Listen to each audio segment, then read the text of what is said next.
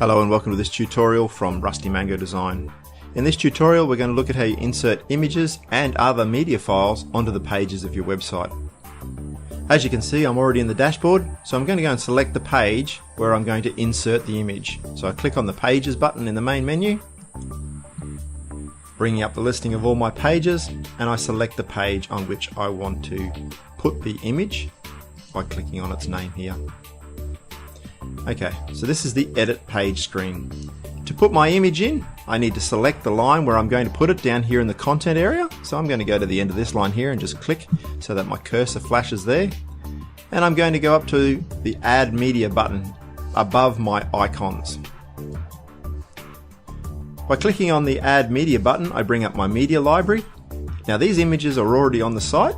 I need to bring in an image from my hard drive. So I go to Upload Files, and in the middle of my screen I click on Select Files. And I'm going to choose this one here. I go Open. You'll see that a little progress bar flashes up there very quickly. It's only a small image. And it is now selected. You can see the little tick button there for me to put some information in about it. You can move that tick to any image just by clicking on the thumbnail, but I want to put it on that one for the time being. Over here on the right hand side I'm going to type in the name of the image into the alternate text box, which is very important to use if you're serious about your search engine optimization. I could put a caption that will appear on the page below it, or below the image. I'm not going to in this case. What I am going to do is I'm going to look at the attachment display settings down here. Now I want this image to sit on the right of the text, so it's going to be on the right hand side of the screen with the text wrapped around it. There's other options you can choose in there, just like a word processor. I don't want it to link to anything, but you can link it from itself to a full-size picture, or you can link it to an attachment page that goes to another page within your site, or you can link it to another website by putting in a custom URL. I don't want to do any of those things. I'm going to leave that set to none. Underneath that, I choose the size I want. Full size is a little too big for me, so I'm going to go medium size, and I go to Insert into Page. And there's my image. Now that's not on the live site yet until I come over to the right hand side as always and click on Update. When you've clicked on Update, you get the status bar at the top here that says Page Updated, View Page. And we'll just go and have a look at that page quickly, and there's my image that I added in. To change your image, you simply have to click on it in the editor and go to the little pencil. By clicking on the little pencil, you bring up the details about the image. You can change the alternate text for it. You can change its alignment. You can change its size. Now, once you get into here, you've actually got another option open to you that you didn't have before. You've got custom size. So you can click on custom size here and make it a little bit bigger. And you'll notice as I type in the custom size, this changes as well. So changing the width also changes the height because the program wants to keep it in proportion. And same as before, you've also got the link to button here as well, but I'm going to leave that set to none. So I've made the size a little bit bigger. I'll go Update, and you can see that the image has got a little bit bigger. Once again, change it over there or update it over there so it goes to the live site.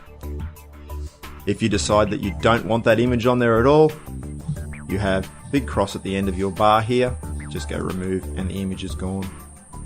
Now putting some documents on your page is exactly the same. I'm going to clear some room here. I'm going to put a document in between these two lines of text. So I go to my Add Media button this time, but this time instead of loading an image, go Upload Files, Select Files. I'm going to use a PDF document. Here's one here. So I click on Open, and the status bar will be a little bit slower for this one because it's a bigger file. You can see it over here on the right hand side counting up towards the top. And after it's loaded, it will automatically fill in the title box over here for you. Now the title box is very important because this is the text that appears on the screen. I don't just want it to say 7 days to kickstart your website. I want to add a little bit on the front of that. So I'm going to go click here to download 7 to kickstart your website. I don't need to put a caption in. I don't need a description. You've got your link down here as well, so you can link the document to a page. I've never understood why you'd do that. I normally just leave it set to the media file And now I go insert into page. And here it is here, there's a link on my page. Let's update that to the live site and check what it looks like.